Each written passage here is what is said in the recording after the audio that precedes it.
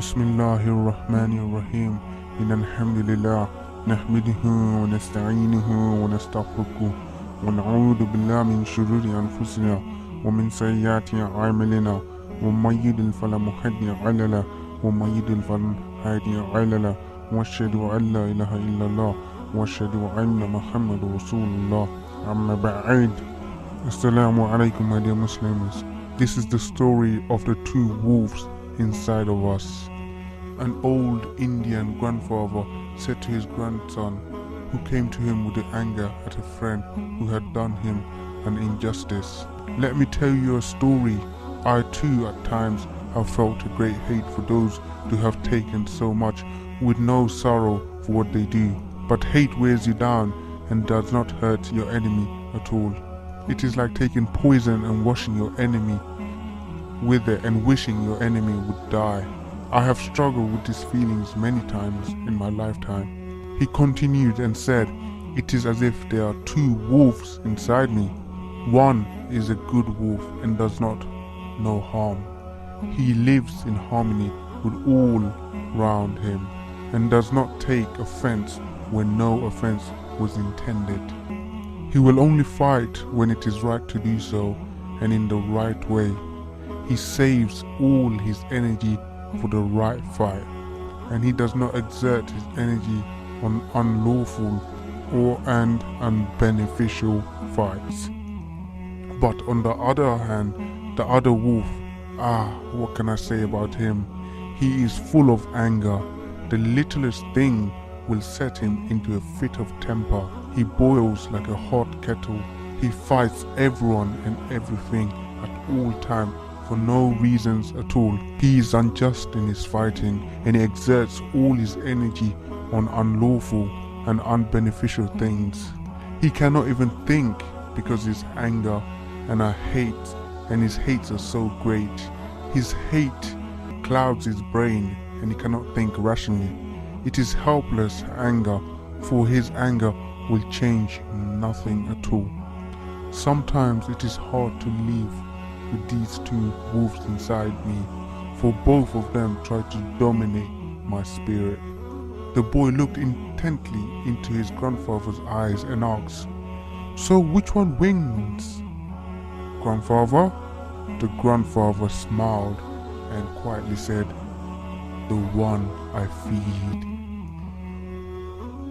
What we can learn from this story is that there are two wolves inside us, which is a metaphorical way of saying there is good and there's bad inside of us. As we all know, there's a Kari who comes before us. He is our companion throughout our lifetime. The Nabi sallallahu alaihi wasallam said he too had a Kari, but his Kari's companion became a Muslim and only enjoyed what is good to him. Sometimes we are overpowered by evil thoughts. Sometimes we are overpowered by the intention of doing harm to others even though they did not deserve it. Sometimes we think to ourselves, "I'm full of hate." Sometimes we think to ourselves, "Why am I thinking like that? Why am I seeking revenge when it's not necessary? Why do I feel so angry against or about someone? Why am I spending so much of my time trying to get my own back on someone? Is it really worth it?" When such thoughts come into our head, we must remember which wolf is it that is influencing this. Is it the good wolf, the angry wolf? If we got such a hate in our thoughts, definitely not the good wolf. It is the angry wolf. So how do we actually get the good wolf? That is by Iman. That is by getting close to Allah subhanahu wa ta'ala. That is by doing actions that will purify our heart.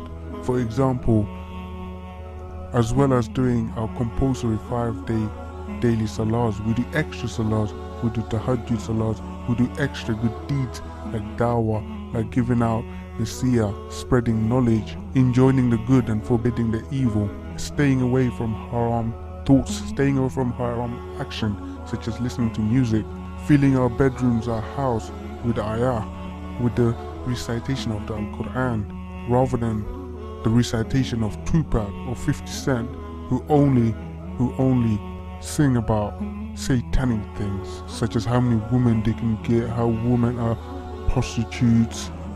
It's all about how much money you make. They make this illusionary thing that money is success, that money is something that you should either get or die trying. So to get a good wolf, the wolf that will enjoy us with good things, we need to work towards improving our character, getting close to Allah subhanahu wa ta'ala, so that our mind is clear, our mind is calm, our mind is the wolf itself that enjoins us to do good, rather than doing evil acts such as free mixing with the opposite gender, listening to music, taking intoxications, not doing our obligatory 5 daily salah, not being dutiful to our parents, backbiting about fellow Muslim, not giving the due rights to other Muslims, such as giving the due rights to your mother, to be respectful to them, to listen to them, giving due rights to your wife, to your husband, hanging around or having companions who will influence you to do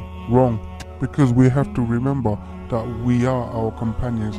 The way our companions or our friends or our buddies that we hang around with, they will have the biggest influence on us. So if we have companions who are the angry wolves, we are likely to become angry wolves ourselves. But rather, if we were to have companions who are the calm, the good wolf, we are more likely to become a good wolf ourselves. So I ask Allah subhanahu wa ta'ala to enable us to take heed from this story of the two wolves.